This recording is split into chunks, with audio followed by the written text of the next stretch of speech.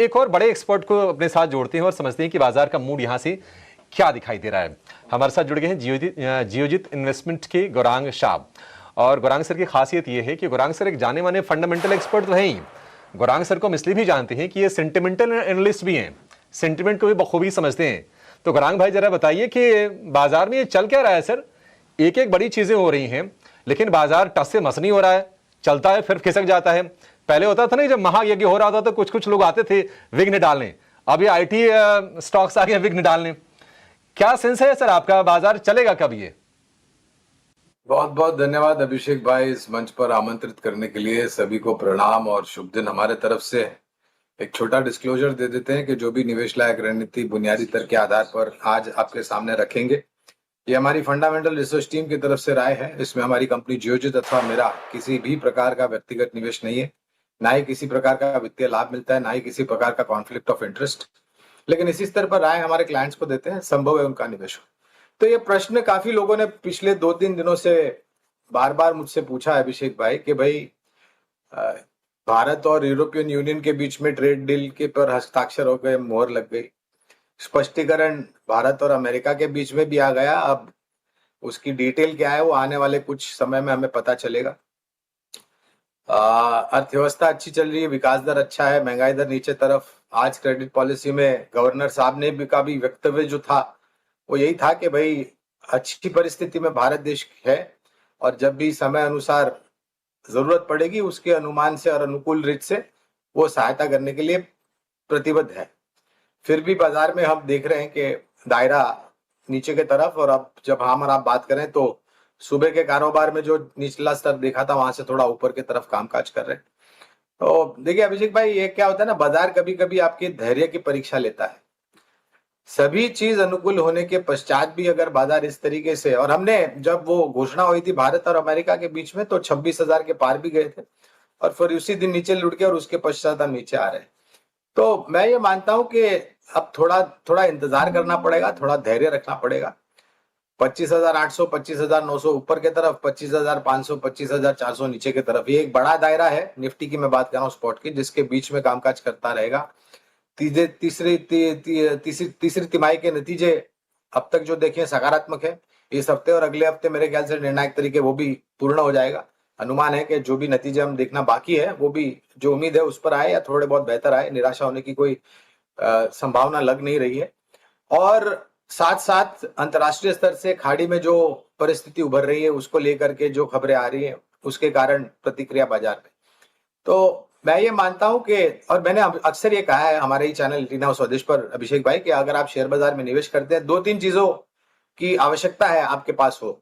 एक है जोखिम झेलने की क्षमता, दूसरा है धैर्य, और तीसरा है बाजार को समझ परख के सक्षम और मजबूत कंपनियों में निवेश करना। तो मैं मानता हूं कि थोड़ा दायरेबंद कारोबार है, लेकिन मेरा ये भी मानना है कि आने वाले समय में मेरे ख्याल से जो सर्वोच्च ऊंचाई हमने देखी थी 26,370-75 के पार की, वो भी हम पार कर जाएंगे। खाली एक ही है कि आप थोड़ा धैर्य रख रहे, और जब मौका देता है बाजार आपको गिरावट में तो सक्षम और मजबूत कंपनियों में आप निवेश करें।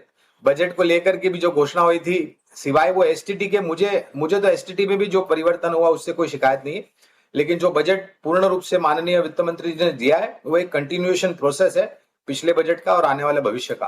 तो बाजार थोड़ी परीक्षा ले रहा है और मैं उम्मीद रखता हूं कि हमारे सबके पास धैर्य है और इस परीक्षा में अव्वल नंबर से निकल के आएंगे हम, अगर हमारे पास लंबी अवधि का नजरिया है तो। गौरांग भाई देखिए, धैर्य को लेकर दिक्कत नहीं है, दिक्कत बस ये है ना कि जिन ट्रिगर से हम उम्मीद लगा के चलते हैं कि शायद ये चीज कंप्लीट हो जाए तो बाजार फिर चलेगा, दिक्कत उसको लेकर आ रही कि सारे के सारे जो पॉजिटिव पॉइंट्स हैं बाजार उसको कहीं ना कहीं डाइजेस्ट कर रहा है। और एक जो दिक्कत थी भारतीय बाजार के लिए, कहा यह जाता था कि नहीं भारतीय बाजार में वैल्यूएशंस काफ़ी ज़्यादा हैं, तो आप देख लीजिए कई सारे जो डेवलप्ड मार्केट्स हैं वहाँ के मुकाबले अगर आप देखेंगे तो वैल्यूएशन पैरिटी भी आ गई है, चाहे वो अमेरिका का बाजार हो, चाहे जापान का बाजार हो, या फिर एमएससीआई अगर हम वर्ल्ड इंडेक्स की बात करें, लगभग बराबर के वैल्यूएशन है। लेकिन बाजार का ये ना चलना, आप देखते हैं बहुत सारे लोग तो ये भी कह रहे हैं कि जब ये इंडिया यूएस ट्रेड डील के फाइन प्रिंट सामने आ जाएंगे, एफआई उसको रीड करेंगे, फिर शायद उनके पैसे निकल भारतीय बाजार में डिप्लॉय हों। एक राय ले लेते हैं बीएलएस के शेयर पर। हालांकि नतीजे तो प्राइमा फेसी ठीक लग रहे हैं, लेकिन शेयर में 2% के आसपास की नरमी है। अंशुल जी, आपका व्यू बीएलएस को लेकर? सर देखिए, पिछले 56 महीनों में 52% करेक्ट किया और पिछले 2 दिन से इंस्टीट्यूशन वॉल्यूम के साथ चलने की कोशिश कर रहा है। तो बाउंस बैक प्रोबेबली यहाँ पे कंटिन्यू रहना चाहिए। 50 डे मूविंग एवरेज कल भी अटका, आज भी अटका। नेक्स्ट लेग में जैसे ही ये स्टॉक 300 रुपए के ऊपर सस्टेन करना स्टार्ट करता है, इस स्टॉक में अच्छी अपसाइड बनेगी, बाउंस बैक कंटिन्यू रहेगा 324 रुपए तक। बाइंग 300 रुपए के ऊपर ही करना है, 300 रुपए के नीचे कोई भी बाइंग की चेष्टा नहीं करनी चाहिए, क्योंकि 300 रुपए पे 50 डे मूविंग एवरेज है, कल और आज मिला के बड़ा रेजिस्टेंस प्रूव हो रहा है, तो उसको क्लियर होने का वेट करना चाहिए। बीएलएस इंटरनेशनल के ऊपर अंशुल जी की तरफ से। चलिए, एक और मेहमान हमारे साथ शामिल हो गए हैं, अमोल अठावले जी शामिल हो गए हैं इस शो में हमारे साथ। अमोल अठावले जी जुड़े हैं कोटक सिक्योरिटीज से। अमोल जी, बहुत स्वागत है आपका ईटी नाउ सुरेश पर। Good afternoon. और पहले तो मार्केट के ऊपर ही अपनी एक राय दे दीजिए और साथ में ये भी बता दीजिए कि कौन से पिक्स आप सजेस्ट कर रहे हैं आज अगले 1.5 घंटे 1 घंटे के लिए हमारे व्यूअर्स को। जी नमस्ते एंड गुड आफ्टरनून। एक सीमित दायरे में फंसा हुआ था मार्केट, आज एक रेंज का ब्रेकडाउन देखने को मिला, बट आज बाउंस बैक भी हुआ है, तो एक नया सपोर्ट मिल गया है हमको। अगर ये कंसोलिडेशन पहले 3 दिन का बात करेंगे तो 25,500 अब पोजिशनली एक प्रॉमिसिंग सपोर्ट लेवल रहेगा। मुझे लगता है जिस तरीके का सेटअप है, अगर ये लेवल मेंटेन होता है तो ये जो पुल बैक है, आज जरूर ऊपरी लेवल पे थोड़ा सा फिसला है बाजार, but positional point of view से अगर मैं देखता हूँ तो 25,500 या फिर 20 डे सिंपल मूविंग एवरेज भी उसी के आसपास आता है। वो अगर मेंटेन होता है तो मार्केट में पुल बैक कंटिन्यू होने के चांसेस काफी ब्राइट है। About peaks positional point of view से देख रहा हूँ, एक डीएलएफ की तरफ जा रहा हूँ, पोजिशनली देख रहा हूँ 660 के आसपास है। पोजिशनली टारगेट निकल के आ रहे 690 और स्टॉप लॉस रहेगा उसका 645 का। एक लॉन्ग करेक्शन के बाद एक पहले तो पुल बैक आया था, बट कहीं ना कहीं सेटअप इंप्रूव होता हुआ देखने को मिल रहा है daily as well as weekly charts पे। मुझे लगता है यही मोमेंटम कंटिन्यू रहा तो डीएलएफ में पॉजिटिव मोमेंटम आगे जाके भी कंटिन्यू रह सकता है। दूसरा आईसीआईसीआई बैंक के साथ जाना चाहूंगा, 1404 के आसपास है, पोजिशनल टारगेट निकल के आ रहे 1445 1465 के, स्टॉप लॉस रहेगा उसका 1375 का। प्रॉमिसिंग फॉर्मेशन है, यही कंटिन्यूएशन रहने के चांसेस चार्ट्स पे दिख के आ रहे। स्टैंडर्ड डिस्क्लेमर, आज हमने हमारे प्लेटफॉर्म में भी ये स्टॉक शॉर्ट टर्म के लिए रिकमेंड किया हुआ है। ये 2 पिक्स हैं, मैं एक बार टारगेट स्टॉप लॉस रिपीट कर देता हूं ताकि हमारे जो व्यूअर्स नोट ना कर पाए हो वो एक बार नोट कर लेंगे। डीएलएफ एक पिक है पहली इनकी और 690 रुपए का टारगेट दिया है अमोल जी ने। 645 का आपको स्टॉप लॉस मेंटेन करना है इस शेयर पे। 660 के आसपास के भाव चल रहे हैं। थोड़ी देर में ये टारगेट स्टॉप लॉस आपकी स्क्रीन पे भी लिखे हुए आ जाएंगे, तो आप नोट कर सकते हैं अगर मिस कर जाए तो। उसके अलावा आईसीआईसीआई बैंक 1445 और 1465 का टारगेट इन्होंने दिया है। आईसीआईसीआई बैंक आपकी स्क्रीन पर लेके आए। आईसीआईसीआई बैंक 1375 का स्टॉप लॉस मेंटेन करना है और आपको 1445 और 1465 का टारगेट रखना है। 1405 के आसपास अभी भाव चल रहे हैं। तो ये 2 पिक्स हैं अमोल अठावले जी की तरफ से। चलिए एक काम करते हैं, गौरांग सर चूंकि हमारे साथ हैं और फंडामेंटल व्यू हमें काफी दिनों से इनसे मिले नहीं है आईटी सेक्टर पर, और आईटी सेक्टर ने पिछले 3 दिनों के अंदर जो त्राहिमाम मचाया है मार्केट के अंदर, उससे तमाम इन्वेस्टर्स जो हैं उनका पोर्टफोलियो लाल निशान में चला गया है। तो एक राय लेते हैं गौरांग सर से कि कहां तक और कमजोरी दिख रही है। क्या ये मौका फंडामेंटली हो सकता है कि अब इतनी गिरावट आ चुकी है तो कुछ इन्वेस्टर्स जो इन्वेस्ट करना चाहते हैं आईटी शेयरों में वो इन्वेस्ट करें? गौरांग सर, क्या राय आपकी बनती है ओवरऑल आईटी सेक्टर पर? देखिए विकास जी, सबसे पहले तो ये जो मातम मचा हुआ है आईटी क्षेत्र में और आईटी क्षेत्र की सूचांक में और आईटी शेयर के दामों में, ये इसकी वजह है वो एक एआई टूल या प्रोडक्ट। अब लोग प्रतिक्रिया दे देते हैं लेकिन सोचते नहीं है। ये पहली बार नहीं है कि इस प्रकार के एआई रिलेटेड टूल्स, प्रोडक्ट या प्लेटफॉर्म बाजार में आए हैं। इससे पहले भी आ चुके हैं, अभी आए हैं और भविष्य में इससे ज्यादा आएंगे। लेकिन इससे मेरे ख्याल से भारत में स्थापित आईटी कंपनियों को इतना नुकसान नहीं पहुंचेगा जितना के प्रतिक्रिया हम देख रहे हैं। क्योंकि हमारे देश में मेरे ख्याल से जो भी घोषणाएं तिमाही नतीजों के बाद आईटी क्षेत्र की मैनेजमेंट की कंपनियों दी है, कारोबार के लेकर के जो टिप्पणियां की है, डेटा सेंटर्स हो, एआई हो, तो हम तो अभी तो शुरुआत के स्तर पर है। अगर किसी प्रकार का जोखिम है या डर है या कोई नकारात्मक परिस्थिति है, वो जो एस्टैब्लिश्ड प्लेयर्स है अमेरिका और चाइना में, उनको होने अनिवार्य है। तो मैं नहीं मानता कि इस प्रकार की प्रतिक्रिया आपको ज्यादा तवज्जो देना चाहिए। लंबी अवधि के लिए एज अ डिस्क्लोजर विकास जी, हमारी खरीदारी की सूची में मिड कैप शेयर्स भी है, स्मॉल कैप भी है, लार्ज कैप भी आईटी में। हाँ, एक बात बिल्कुल है कि परिस्थिति को देख करके और अंतर्राष्ट्रीय स्तर से जो संकेत है उसको देखते हुए शायद थोड़ा समय लगता है परिवर्तन आने के लिए नतीजों में पहले, और उस नतीजों का असर शेयर के दामों में।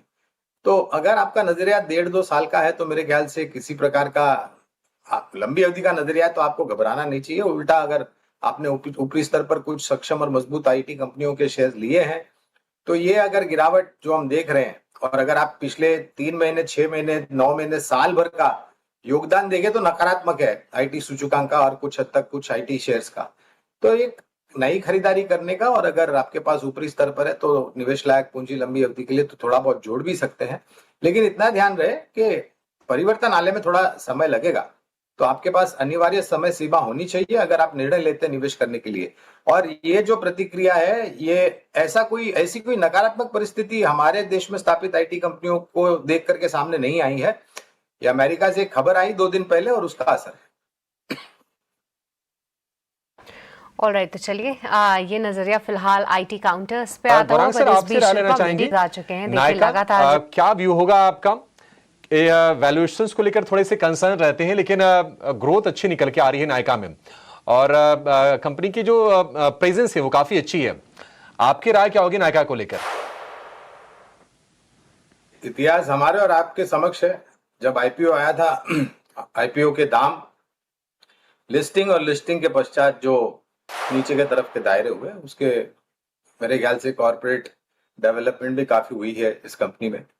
पहले तो एक डिस्क्लोजर दे देते हैं, अनिवार्य होगा कि बुनियादी दर के आधार पर खरीदारी की नायका यानी कि एफएनएस ई कॉमर्स पर।